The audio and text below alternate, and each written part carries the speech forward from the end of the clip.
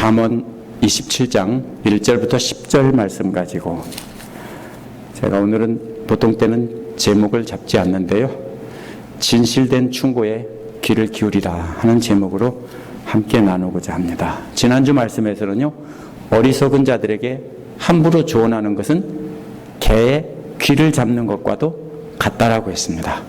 하지 말라는 거죠. 또 남의 흉을 보거나 남의 말에 끼어들지도 말라고 했습니다. 또 말만 따뜻하게 하는 사람이 입에 불이 붙은 것 같다고 했죠. 그래서 말만 따뜻하게 하는 사람을 조심해야 된다고 했습니다. 근데 이런 악인들을 생각하면은 어떻게 벌이라도 내리고 싶고 어떻게 해주고 싶을 텐데 그러지 말고 직접 복수하면 안 된다고 했습니다. 이제 오늘 말씀은 그런 사람들이 그리고 어떤 사람들의 말에 귀를 기울여야 하는지, 또 어떤 친구를 피하고 어떤 친구를 사귀어야 되는지 이것을 말하고 있습니다. 한번 내용을 한번 알아보겠습니다. 한번 눌러보세요. 첫 번째로 1절, 2절은 칭찬을 받으려고 하지 말라는 내용이 나옵니다. 한 번 더 누르셔야 됩니다. 계속 다 눌러보세요. 그냥 이상하다. 여기서 보면 1절, 2절은 역시 칭찬을 받지 말라고 하는 것인데요, 9절, 10절도 마음에 담긴 충고가 진짜 칭찬이다 하는 거니까 앞과 뒤가 비슷한 말로 이렇게 감싸고 있습니다. 그 안쪽에 3절, 4절은 잘못된 친구 관계를 말하고 있고 7절, 8절은 잘못된 친구 관계의 원인을 말하고 있습니다. 그러면 그 중심이 뭐냐? 5절, 6절 친구의 꾸짖는 조언이 필요하다. 이 구조를 이렇게 분석해 보면 이 말씀이 오늘 말씀의 중심되는 말씀입니다.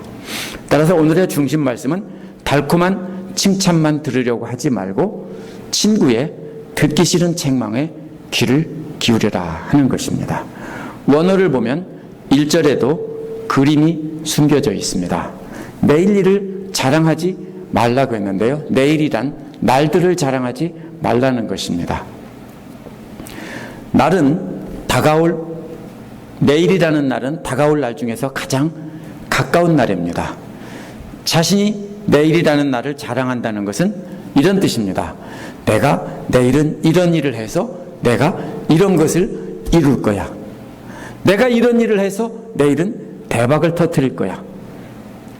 이런 것이 바로 내일 일을 자랑하는 것입니다. 내일은 내가 전쟁에서 승리해서 내가 박수를 받으면서 내가 환호를 받으며 개선장군으로 입성할 거야. 이런 것이 바로 뭡니까? 내일 일을 자랑한다는 것입니다. 근데 이러한 자랑을 하지 말라고 했습니다. 자기 자랑을. 왜요? 먼 미래도 아니고 바로 내일은 어떤 내일이냐면요, 이미 다 준비가 돼 있어요. 그렇죠? 예를 들면 이런 겁니다. 손님을 초대해 놓고 오늘 음식할 준비를 다 준비해 놓고 내일은 손님들을 맛있게 대접할 거야. 당연히 할 수 있잖아요. 다 준비가 됐으니까 내가 할 수 있다라고. 근데 어떻게 알아요? 내일 교통사고가 날지 뭔 일을 벌지 어떻게 하냐고요. 그러니까 내일이라는 날조차도 내가 이런 거를 하겠다라고 자랑하지 말라는 거예요. 이게 뭐예요? 바로 지난 주일날 설교했던 것과 연결이 되는 말씀이에요. 자신의 능력을 믿고 내가 이런 일을 할 수 있다라고 자랑하는 것은 그 마음의 중심에 있는 하나님을 몰아내고 자기가 중심에서 조종하겠다라는 것입니다. 이게 악입니다. 교만의 시작입니다. 1절 뒷부분은 하루 사이에 무슨 일이 생길지 알 수가 없다라고 했는데요, 직역하면 이런 말입니다. 한 날이 뭘 낳을지 모른다. 오늘이라는 한 날이 뭘 낳을지 모른다고요. 오늘이 뭘 낳아요? 내일의 일들을 낳는다는 겁니다. 근데 오늘이 뭘 낳을지 모른다고요. 어머니가 아이를 낳듯 오늘이라는 날은 내일이라는 날에 어떤 일을 낳는다는 겁니다. 어머니가 어떻게 생긴 아기를 낳을지 알 수 있는 사람은 아무도 없습니다. 낳아봐야 합니다. 마찬가지로 한날들에 낳는 일들도 역시 알 수 없으니까 절대로 우리는 자랑하지 말라는 뜻입니다. 날들을 주관하시는 분이 누굽니까? 하나님이시기 때문에 하나님께 맡기고, 어떤 일을 주실지 하나님께 맡기고 기대하면서 하나님이 열어주시는 대로 가겠다, 이렇게 하는 것이 우리는 옳다라는 것입니다. 이는 오직 모든 날들을 주관하시는 하나님께 맡기고 그 인도하심만 따라가라는 뜻입니다. 예측 가능하죠. 내일은 내가 예측할 수 있습니다. 내일은 이런 걸 해야지, 내일은 내가 아틀란타에 가서 강의를 해야지, 그렇게 생각했는데 하고 왔어요. 그런데 그게 장담할 수 없는 일이에요. 그죠? 가다가 교통사고 나서 오늘 돌아가실지 모르는 일이잖아요. 그러니까 바로 앞에 있는 내일조차도 함부로 내가 장담하고 내가 이런 일을 하겠다라고 자랑하지 말라는 겁니다. 자신이 하나님이 되어서 하나님을 밀어내고 자신이 선장이 되는 것이기 때문입니다. 이게 뭐예요? 하나님 앞에 해적질이고 반역입니다. 2절도 이러한 반역자에 대한 말로 이해해야 됩니다. 내가 너를 칭찬하지 말고 남들이 너를 칭찬하게 하여라 라고 했습니다. 남이란 이방 사람들, 모르는 사람들입니다. 우리 중심에 계시며 우리를 조종하시는 선장 되시는 하나님을 몰아내고 자기가 하나님이 된 사람은 바로 해적두목입니다. 그래서 자기가 계획한 내일이 잘 되면 어떻게 됩니까? 그러면 그것 봐라, 내가 말했잖아 하고 자기를 칭찬한다는 거예요. 그런데 절대로 그게 이루어졌어도 자기가 한 일을 칭찬하지 말라는 것입니다. 왜요? 칭찬이란 누가 하는 거냐면 전혀 알지 못하는 외국 사람이 해야 가치가 있다는 것입니다. 왜? 가족이나 친구들은 팔은 안으로 굽습니다. 그렇죠? 아버지나 엄마는 내가 좀 잘못해도 어이구 우리 새끼 잘했다 그럴 수 있잖아요. 그러니까 그 평가는 옳지 못합니다. 평가란 우리가 전혀 알지 못하는 처음 만나는 외국인이 객관적으로 할 수 있는 것입니다. 진정으로 우리가 하나님의 뜻에 따라 순종하여서 놀라운 일이 이루어지면 우리는 전혀 알지도 못하고 또 우리가 믿는 하나님도 알지 못하는 사람이 그거를 칭찬해야 된다고요. 말이 되죠? 우리가 어떤 일을 해서 좋은 일을 이루었으면 예수 안 믿는 사람도 보고 우리를 알지 못해도 그거를 알면은 와, 훌륭하다, 그 일을 이루신 하나님을 찬양하게 된다는 것입니다. 그 일에 대한 칭찬이 아니라 칭찬한다면 하나님의 뜻에 순종한 그 모습을 보고 칭찬하게 되는 것입니다. 왜 이 말을 하냐면요, 이게 바로 악의 시작이기 때문입니다. 교만의 시작이기 때문입니다. 내일 일은 내가 이룰 것이라고 예측한 것이나 자랑하는 것이나 아니면 이루어졌다고 내가 이것을 이루었다고 자랑하는 것이나 똑같이 다 하나님을 밀어내고 자기가 하나님 노릇을 하는 것이고 자기가 주인 노릇을 하는 것이기 때문입니다. 3절, 4절은 잘못된 친구 관계를 조심하라는 내용입니다. 왜 이렇게 자화자찬하는 사람을 친구로 사귀면 안 되는지 이유를 설명한 것입니다. 3절은 돌도 무겁고 모래도 짐이 된다라고 했습니다. 우리가 이것을 점층법이라는 것을 여기서 놓치면 안 돼요. 돌이 무겁죠. 큰 무거운 돌입니다. 근데 모래는 한 개를 비교하면 가볍잖아요. 그렇게 되는 게 아니고요. 돌은 한 개입니다. 근데 모래라는 것은 하나 둘 셀 수 없어요. 빌락시 비치에 있는 모든 모래, 이스라엘의 해변에 있는 가이사랴에 있는 세서리아라고 있는 그 로마 총독부가 있는 해변에 있는 모든 모래들, 이런 말이에요. 무거운 돌, 그보다 훨씬 무거운 빌락시 비치에 있는 모든 모래들, 이런 소리예요. 더 무거워졌어요. 돌 한 개도 무거운데 해변에 있는 모든 모래들은 더 무거운 거예요. 그런데 이보다 훨씬 더 무거운 것이 누구냐면 바로 어리석은 사람이 성가시게 구는 것입니다. 성가시게 군다는 말은 스스로 자기 자랑을 해서 어리석은 사람의 화를 돋구는 것을 말합니다. 즉 1, 2절에 나온 그런 사람을 친구로 삼고 받아주는 것이 얼마큼 무겁다고요? 무거운 돌보다도 빌락시 해변에 있는 모든 모래를 들어주는 것보다도 더 무겁고 성가신 일이라고요. 스스로 자기 능력을 자랑하는 친구를 사귀면서 그런 사람을 지고 가는 것은 해변에 모래 전체를 지고 가는 것보다 훨씬 더 무겁다라는 뜻입니다. 그런 사람이라면 감당이 안 된다는 뜻이에요. 실제로 그래요. 자기가 한 일을 자랑하고 자기를 높이는 사람들은, 스스로 자기를 높이는 사람들은 친구하면 안 돼요. 왜? 감당이 안 돼요. 너무나 무거운 짐이 돼요. 그러니까 절대로 가까이 하지 말라는 것입니다. 4절은 성가시게 구는 것보다 점점 더 올라갑니다. 분노는 잔인하고 진노는 범람하는 물과 같다고 했습니다. 분노라는 말은 무슨 말이냐면요, 화가 끓어올라서 여기까지 찼는데 터지지는 않은 것이 분노라는 말이고요, 진노라는 말은 팍 터진 겁니다. 그러면 분노는 잔인하고 진노는 범람하는 물 같다라고 했습니다. 이게 뭐예요? 댐을 생각해야 돼요.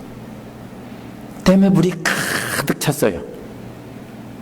어떻게 해야 돼요? 물을 미리 뺐어야 돼요. 댐을 관리하는 사람들이요, 예측을 잘해야 되는데 일기예보를 잘못 예측하면요 망해요. 엄청난 돈을 망해요. 제가 한국에서 수자원 공사 다니는 친구와 함께 초등학교 동창이 수자원 공사 다녔어요. 이 사람 하는 일이, 만약에 비가 온다고 했는데 비가 온다고 해서 물을 다 뺐는데 비가 안 오면은요 그 해 다 망치는 거예요. 물장사도 못하고 농사도 아무것도 못 져요. 그런데 비가 안 온다고 해서 물을 가득 채워놨는데 비가 홍수가 난다면, 억수로 퍼붓는다면 난리 나는 거예요. 그게 뭐냐면요, 1988년도 부여 서천지구가 퐁당 물이 잠긴 사건이에요. 그게 대전 대청 때문에 수위를 높여놨어요. 물을 빼지 않고. 왜? 비가 안 온다고 해서. 근데 갑자기 하룻밤 사이에 800mm인가가 내렸어요. 1년 강수량의 절반이 내렸어요. 그러니까 댐에서 비가 내린 날은 그래도 잠긴 괜찮은데요, 그 다음 날 비가 끝인 뒤에 계곡에서 쏟아져 들어오는 빗물량을 감당하지 못해서 댐이 터질까봐 물을 방류해 버렸어요. 그래서 2차로 홍수가 났어요. 그게 88년도 부여 서천 그 홍수 사건이에요. 전국에서 뭐 헬기가 날라오고 구호물자가 날라오고, 저도 그때 부여 살아서 다 잠겼어요. 이게 뭔 소리예요? 그 소리예요. 분노가 잔인하다는 말은요, 댐이 있는데 댐의 한계치까지 가득 찼다는 얘기예요. 그 다음에 진노는요, 댐이 터졌다는 얘기예요. 진노란 콧김이란 뜻인데요, 화가 팡 하고 폭발한 모습입니다. 해변의 모래보다 더 무서운 것이 바로 이 댐이 터진 그 뚝의 물입니다. 엄청난 세기로 무너진 뚝과 함께 돌덩어리와 함께 내려오면요 다 부서집니다. 모래는 가만히 있고 짐만 되지만 홍수의 물은 엄청난 양이 움직이면서 다 쓸어갑니다. 대전부터 시작하면 서천 앞바다까지 싹 쓸어갑니다. 이제 해변의 모래들을 다 짊어지고 있다가 감당 못해 깔려있는 정도가 아니라 이제는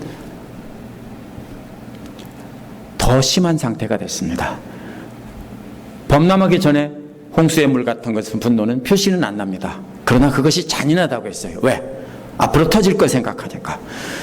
차올라서 터져야만 모두가 알게 되는데 한 번 터지면 있는 대로 다 파괴하고 납니다.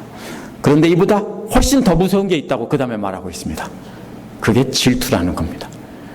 이 표현이 얼마나 무서운가 보세요. 무거운 돌보다, 해변의 모래 전체보다, 댐에 가득 찬 물보다, 빵 터진 뚝보다 더 무서운 것이 질투라고요.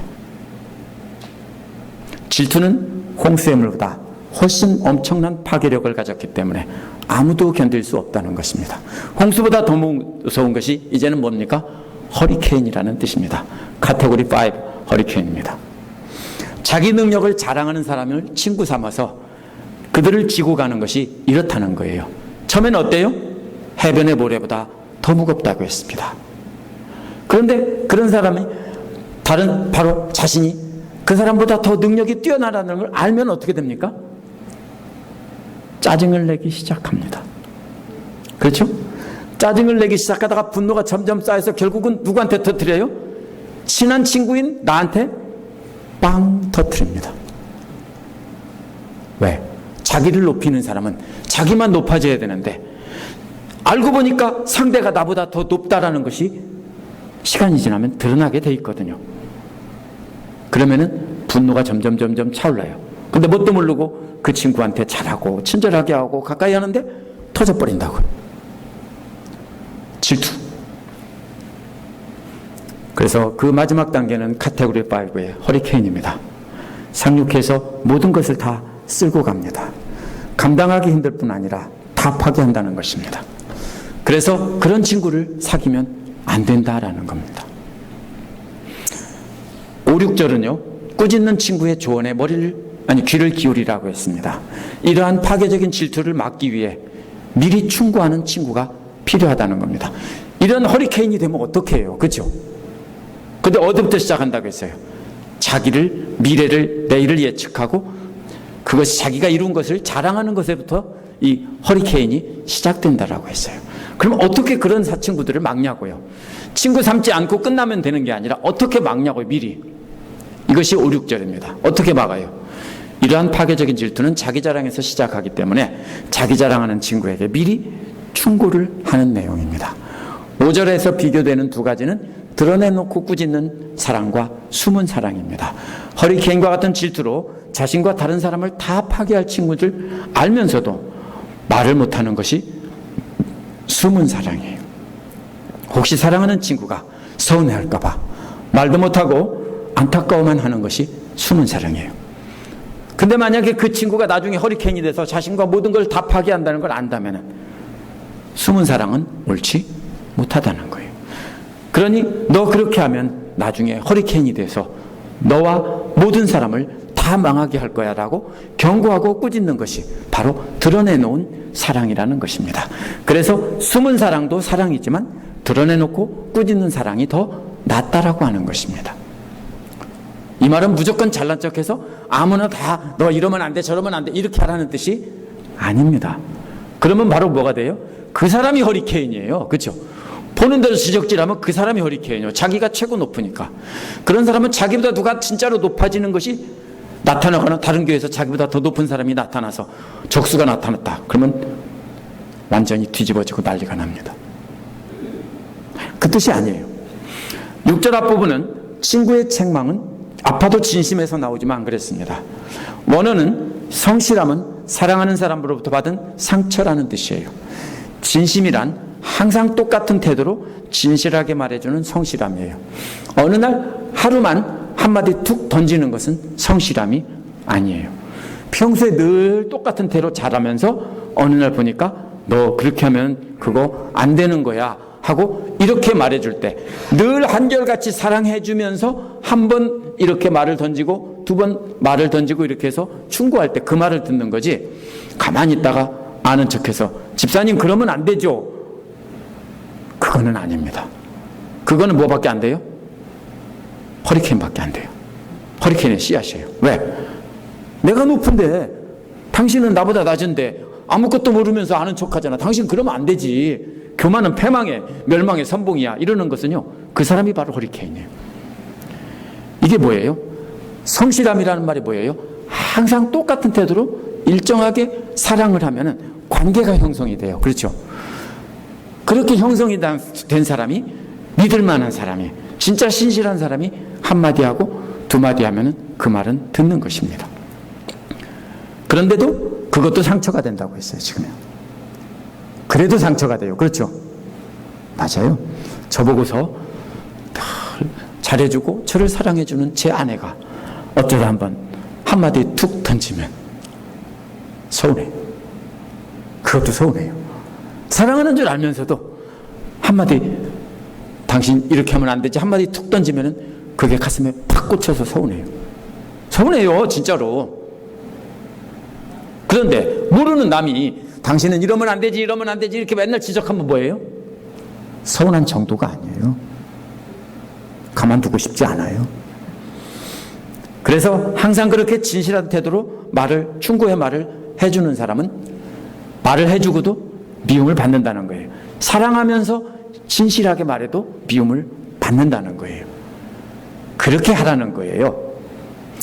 이와 대조되는 말은 원수의 입맞춤은 거짓에서 나온다고 했습니다. 원어는 속임수는 원수로부터 받은 키스이다, 이런 말입니다. 친구는 항상 같은 태도로 진실을 말합니다. 그러니까 때로는 듣기 싫은 말도 하는 겁니다. 원수는 거짓으로 키스를 해준다는 뜻입니다. 어리석은 사람들은 바로 이런 원수의 키스를 좋아하면서 이런 사람이 진짜 친구야, 이 사람이 진짜 내 친구야, 누구를 생각하면 너무 좋아요, 이렇게 말씀하시는 분들이 계세요. 친해진 지 얼마 안 됐을 때 누가 너무 잘해줘요, 이렇게 말씀하시는 분들은요, 나중에 조금만 지나면 봐야지 하면은 아니나 다를까 반드시 터집니다. 그래서 원수 삼습니다. 맞죠? 항상 그래요. 왜? 그 칭찬이 뭐예요? 대부분 거짓으로 하는 키스이기 때문에 그래요. 미국 사람들이 속어로 말하는 키스 A 뭐라고 하는 말과 똑같은 말이에요. 거짓으로 하는 키스예요. 좋죠? 듣기 좋죠? 기분 좋죠? 그런데 그보다 더 들어야 되는 것은 진심으로 나를 항상 대해주는 사람이 내가 듣기 싫은 말을 할 때, 상처가 되는 말을 할 때 그 말은 들어야 된다는 것입니다. 또 그런 말은 해줘야 한다는 것입니다. 그러나 하는 것은 쉬운 일은 아니라는 거예요. 7절에서 8절은 잘못된 친구 관계의 원인을 찾으라는 것입니다. 잘못된 친구 관계의 원인이 뭐냐면요, 6절에서 사랑하는 사람으로부터 받은 상처와 원수로부터 받은 키스를 대조한 것이 7절에서 이어집니다. 친구로 번역된 사랑하는 사람이란 바로 가장 가까운 아내입니다. 친구가 가장 가까운 친구가 누구냐면요, 아내입니다. 아내는 남편에게 듣기 싫은 조언도 하고 잔소리로 상처도 줍니다. 그러나 아내를 여기서, 아내라는 말은 없어요. 근데 이것은 아내를 뜻하는 말입니다. 이 아내는요, 왜 그렇게 합니까? 항상 진심으로 말해주다가 남편이 잘못하면 한마디 하면 바가지 긁는다고 하는 거예요. 그렇지만 그 말은 들어야 되는 거예요. 아내의 바가지는 진리요 불의의 명언입니다. 반드시 들어야 됩니다. 예. 예. 예. 아내도 마찬가지로 남편이 하는 말은 들어야 돼요. 왜? 항상 똑같이 이렇게 사랑하고 잘해주다가 똑같이 진실하게 하는 남편이 한마디 던지면 들어야 되는 것입니다. 여기서 바로 가장 가까운 친구, 사랑하는 사람은 바로 그런 사람이에요. 근데 이와 대조되는 사람은 누구냐면요, 창녀예요. 항상 달콤한 말을 하며 키스를 해주지만 이 사람은 자기가 키스하는 사람이 멸망한다고 해도 눈 하나도 꿈쩍도 안 합니다. 근데 사람들은 그걸 몰라요. 그렇죠? 여기서 아내면 진짜 아내일까요? 여기서 창녀면 진짜 창녀일까요? 가장 가까운 사람과 가장 원수를, 극단적인 사람을 예로 들은 것뿐이에요. 그럼 우리가 만나는 모든 사람이 다 그렇다는 거예요. 둘 중에 하나예요. 진실한 말을 해주는 듣기 싫은 껄끄러운 사람이든지, 아니면 듣기 좋은 말을 항상 해주는 원수든지, 둘 중에 하나인데 그것을 분별할 지혜를 가져야 되고 진실한 말과 행동으로 사람들을 조언해야 된다, 이런 말입니다. 7절에 배부른 사람은 꿀도 지겨워한다고 했습니다. 이 배부른 사람은 꿀을 밟는다는 뜻입니다. 이게 뭔 뜻이냐면요, 밖에 나가서 창녀들의 달콤한 키스를 받고 달콤한 거짓 사랑을 받아서 잔뜩 배가 불러요. 여러 가지로 모든 면에서 아내보다 나아요. 얼굴도 예쁘고 너무 잘해주고, 그러니까 이런 사람은 진짜 건강에 좋고 달콤한 꿀 같은 아내의 사랑은 밟는다고요. 비유예요. 그러나 반대로 배고픈 사람은요, 밖에 나가서 아무것도 안 먹고 거짓 사랑을 아예 안 먹은 사람이에요. 그러니까 자기 아내가 달콤한지, 누가 창녀들이 더 달콤한지 비교를 하지 않아요. 이 사람은 뭐예요? 사랑에 굶주려 있어서 이런 사람은 아내가 어떤 쓴 약 같은 소리를 해도 그냥 낼름 받아먹고 또 달콤한 말을 해도 낼름 받아먹고 다 받는다 이런 뜻입니다. 그렇게 해서 비교한 거예요. 이게 뭐예요? 남편이나 아내와 진실한 관계로 그렇게 사랑하며 사는 사람들은 그죠? 평소에 사랑을 주고 성실하게 잘해주니까 한마디 듣기 싫은 소리, 올바른 소리 해주면 들어요. 그죠? 근데 관계가 나쁜 사람들은 어때요? 안 들어요. 그리고 밖에 나가서 딴 여자들 말 듣고 딴 여자들 만나고 딴 남자들 만나고 이렇게 산다고요. 그럼 어떻게 돼요? 분별을 못해서 망하는 거예요. 안 받아먹어요. 왜? 배가 불러서 아내나 남편이 주는 진짜 꿀은 안 받아먹고 밖에 나가서 사기꾼들이 주는 정말로 독약은 낼름낼름 받아먹는다고요. 그런 소리입니다. 이 아내는 진짜 아내를 말하는 것이 아니라 하나님의 지혜를 비유로 말하는 것입니다. 또 창녀도 진짜 창녀가 아니라 제멋대로 살다가 멸망의 길로 빠지도록 유혹하는 세상의 탐욕입니다. 잠언에서 계속 말하는 것이 음녀라고 했죠. 이거를요. 음녀와 여기서 보면 사랑하는 지혜 이렇게 계속 비교하고 있습니다. 그렇기 때문에 성경은 자주 하나님과의 진실한 관계를 부부관계에 비유합니다. 하나님과 부부라는 뜻이 아니라 하나님 이외에 다른 신을 섬기고 사랑하는 것이 마치 불륜과도 같다라는 비유입니다. 배부른 사람은 창녀로 비유되는 탐욕이라는 우상에 만족함을 얻었어요. 세상 탐욕이 뭘 줘요? 돈도 많이 주고 높은 지위도 주고 많은 영광을 주니까 이미 배가 불렀어요. 그런 사람들이 하나님 찾아요? 안 찾아요. 이미 배가 불러요. 그래서 하나님의 꿀송이 같은 말씀 들으면 잔소리라고 듣기 싫다고 질린다고 아내를 발로 차는 사람처럼 그렇게 걷어차버리고 맙니다. 하지만 오직 하나님만 바라보고 배고픈 사람은, 말씀에 배고픈 사람은 지혜의 말씀이라면 쓰건 달건 다 먹습니다. 우리 집사님들이 다른 말씀 잠언 아주 맛있다고 꿀송이처럼 달다고 잘 먹었는데 전도서 가니까 조금 맛이 적다고 그러셨는데 아가 가니까 이게 뭐냐고. 그렇지만 맛없는 아가서도 은혜가 안 되는 것 같은 아가서도 받아 먹어야 돼요. 네. 그런 뜻입니다. 하나님의 말씀은요 이렇다는 거예요. 어떤 때는 꿀송이 같고 좋지만 어떤 때는 어때요? 재미도 없고 듣기 싫을 수 있어요. 8절에 고향을 잃고 떠도는 사람이란 뭐냐면요 자기 자리를 떠나 방황하는 남자라는 뜻입니다. 아내가 있는 집을 떠나 창녀촌을 방황하는 사람입니다. 누가 그럴까요? 탕자가 그렇죠. 신약 성경에 나오는 아버지 재산을 받아서 집을 나간 탕자와 같은 사람입니다. 하나님의 품을 떠나 창녀와 같은 그런 세상 탐욕을 찾아다니며 달콤한 키스만 받기를 원합니다. 이런 사람들은 병든 사람이에요. 떠돌이 새와 같아요. 둥지 잃고 떠도는 새와 같다는 것입니다. 왜요? 돈이 있을 때는 가는 데마다 왕이 돼요. 그렇죠? 키스해주고 사랑해주고 와 최고라고 하고 최고 좋은 말만 해주죠.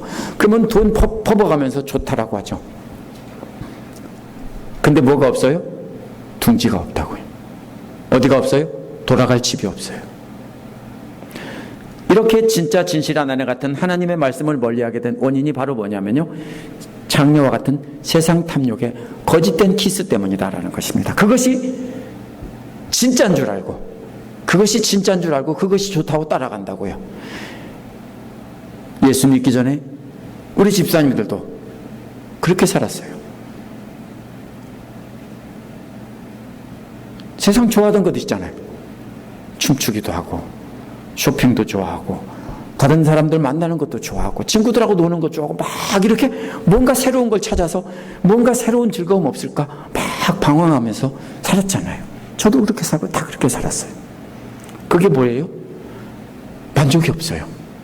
그러니까 그게 진짜 기쁨인 줄 알아요. 그래서 그렇게 방황을 했어요. 근데 9절에서 10절은 뭘 말합니까? 마음이 담긴 충고가 진정한 칭찬이다 라는 것입니다. 9절에서 10절은 친구의 진실된 충고를 받아들이라는 것입니다. 9절은 향유와 향료는 피부 미용에 쓰이는 올리브 오일과 최고급 향유입니다. 오늘날로 말하면 이런 것입니다. 화장품으로 온몸을 마사지해주고 최고급 향수로 뿌려주는 것입니다. 생각하면 뭡니까? 마사지 샵에서 벌거벗고 다 마사지해주는 장면을 상상하겠지만 미안하지만 그런 게 아니라 사마리아 사람처럼 죽도록 얻어 터져서 보여요? 창녀 같은 사람들에게 달콤한 거짓 키스를 받아서 처음에는 좋지만 돈이 떨어지면 어떻게 됩니까? 죽도록 맞아서 피투성이 피멍이 된 것을 데리고 와서 벌거벗겨 놓고 그 다음에 뭡니까? 옛날에 치료하기 위해서 바르는 게 뭐예요? 올리브 오일이에요. 이거는 야한 장면이 아니에요. 물론 벌거벗긴 것은 뭡니까? 사마리아 사람 예수님이 그랬죠. 왜 벌거벗겼냐면요, 옷을 다 뺏어가서 옷이 비싼 거니까 옷까지 다 벗겨간 거예요. 그리고 던져버린 거예요. 그걸 데려다가 어떻게 합니까? 올리브유를 발라주면서 마사지를 해주고 상처를 치료해주고 그 다음에 향유를 뿌려주고. 이게 뭐예요? 치료의 과정이에요. 일을 하다 보면 피곤하기도 하고 상처를 입기도 하고 피부도 거칠어집니다. 그런데 만약에 올리브유일로, 아니 뭐 요즘은 그런 걸로 안 하겠죠. 더 좋은 걸로 마사지를 해준다면 피로도 풀어주고 치료도 해주는 것입니다. 하지만 그런 그림이 아니라 그보다 훨씬 더 상처를 입어서 만신창이가 된 우리의 영혼을 그렇게 마사지해서 치료해 준다라는 것입니다. 거기다가 마지막으로 향수까지 뿌려줘서 상쾌하게 해준다. 이것이 바로 뭐예요? 친구의 다정한 충고라는 것이에요. 10절은 너의 친구와 너희 아버지 친구를 버리지 말라고 했습니다. 너의 친구란 자신이 사귀어서 신뢰의 관계를 이룬 사람입니다. 너희 아버지 친구란 아버지 때부터 신뢰의 관계를 쌓아온 사람입니다. 근데 이 아버지라는 말은, 히브리어로 아버지라는 말은 아버지만 말하는 게 아니에요. 할아버지, 증조할아버지, 고조할아버지를 다 뭐라고 그래요? 히브리 사람들은 아버지라고 그래요. 그래서 아버지들이라고 그래요. 이게 뭔 소리예요? 아버지들의 친구예요. 그리고 너의 진실한 친구의 친구예요. 누구를 말하는 거예요? 하나님을 말하는 거예요. 하나님의 말씀을 말하는 거예요. 하나님의 말씀, 하나님, 너희 조상 대대로 친구가 되어온 그 하나님 말씀, 그리고 너의 진실한 친구의 친구가 되어온 그 하나님 말씀, 이걸 말하는 거예요. 이러한 믿을 만한 사람들과의 관계를 끊지 말고 항상 그런 사람들과 함께 하라는 것입니다. 조상대대로 아내와 같은 친구가 되었던 하나님의 지혜를 가리키는 말입니다. 하나님의 지혜의 말씀은 너의 진정한 친구가 될 뿐 아니라 내 조상 대대로 친구였다라는 것입니다. 그 친구를 저버리지 말라는 것입니다. 그 친구의 말이 바로 상처를 지친 죽어가는 우리를 마사지해주는 올리브 오일과 향수와도 같다는 것입니다. 10절 뒷부분은 어렵다고 친척집을 찾아다니지 말라고 했습니다. 원어는 재앙의 날에 형제의 집에 가지 말라는 뜻입니다. 이어서 가까운 이웃이 먼 친척보다 낫다고 했습니다. 이는 멀리 사는 형제들을 멀리하라는 뜻이 아닙니다. 가까이 사는 이웃들과 형제들보다 더 가깝게 지내라는 뜻입니다. 그게 누굽니까? 거짓 키스해주는 사람 말고 하나님의 지혜의 말씀을 친구로 삼으면서 진짜 사는 그런 친구들을, 가까이 있는 사람들을 친구로 삼아서 지내라는 것입니다. 물론 멀리 사는 친척들도 지혜의 말씀을 들려줄 것입니다. 그러나 이스라엘의 멀리 사는 친척들은 뭡니까? 조금 멀리 사는 게 아니에요. 옛날에 이웃 동네로 이사가고 이런 거 없어요. 왜냐하면 한 사람들은 자기 부족, 조상들이 준 그 땅에서 살아야 돼요. 멀리 있는 친척은 누구예요? 포로로 잡혀가서 그리스나 터키나 이런, 아니면 로마나 이런 지중해 하나의 아프리카, 다른 이집트나 이런 데 흩어져 사는 사람들이에요. 언제만 만나요? 평생에 한 번 만나거나 아니면 몇 년에 한 번 만나거나 이런 사람들이에요. 그런 사람보다 누구를요? 옆에 있는 사람을 가까이 지내라는 거예요. 하나님의 말씀을 들려줄 사람은 멀리 사는 형제가 아니라고요. 늘 만나는 가까운 이웃들, 하나님 말씀을 가진 그 사람들이라고요. 가까이 사는 이웃이란 영적으로 가까운 사람을 말합니다.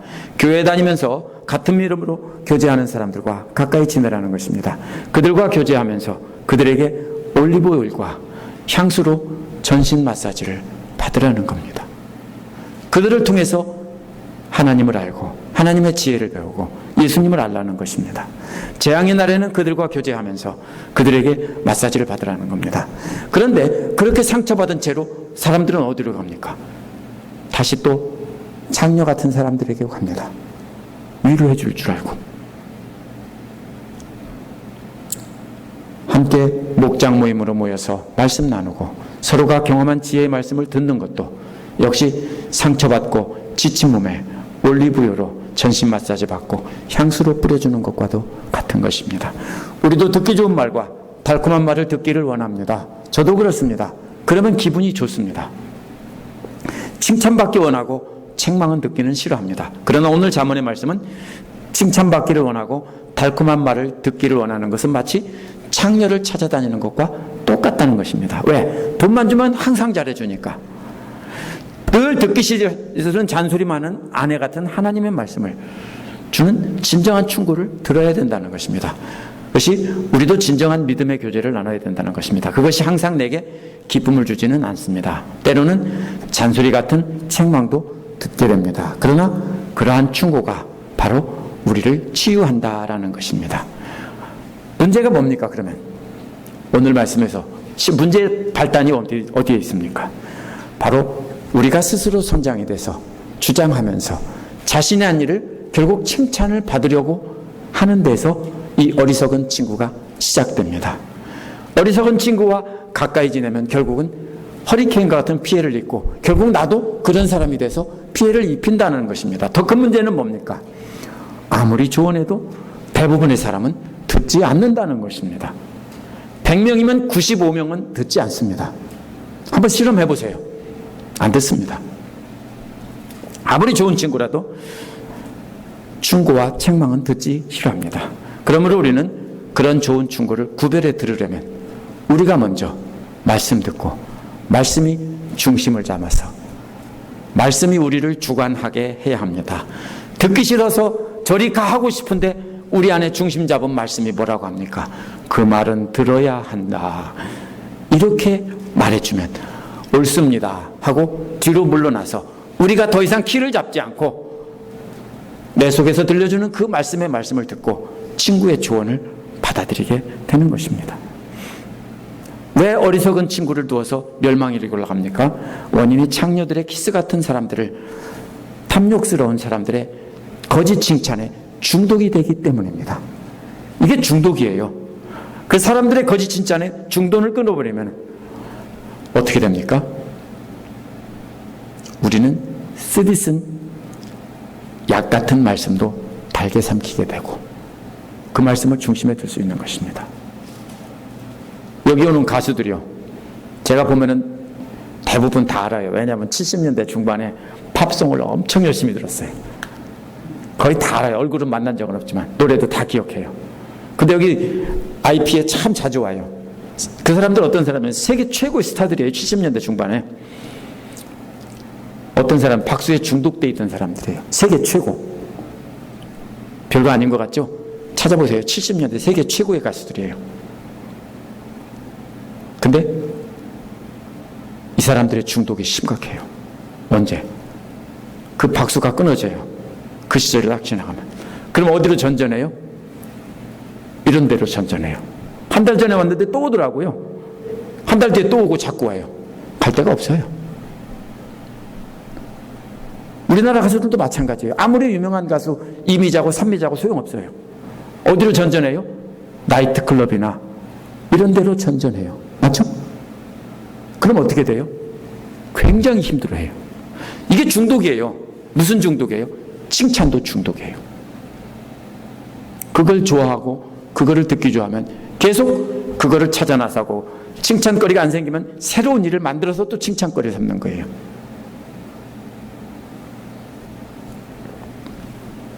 상처받고 지친 우리의 심령이 벌거벗고 전신을 올리브오일로 마사지를 받아야 되는 거예요. 칭찬의 중독을 딱 끊고.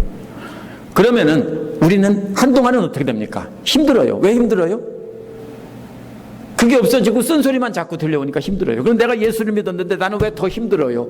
전에는 나보고 뭐라고 하는 사람이 없었는데 왜 이제는 자꾸 뭐라고 그래요? 이게 뭐예요? 중독을 끊으니까 그래요. 그러면 우리는 어떻게 회복이 됩니까? 우리가 말씀을 듣는 것을 통해서 이루어집니다. 그런데 책을 통해서 듣는 게 아니고 그것은 사람을 통해서 듣습니다. 친한 친구들, 이런 사람을 통해서 우리는 주로 듣습니다. 그리고 우리가 하나님 말씀을 깨닫게 되면 우리가 찾아서 보는 것입니다. 그러므로 우리가 마음의 중심에 쓰디쓴 충고를 귀를 기울이고 주님께 귀를 맡기고 또 따라가는 그런 사람들과 교제하며 살아야 됩니다. 기도하겠습니다.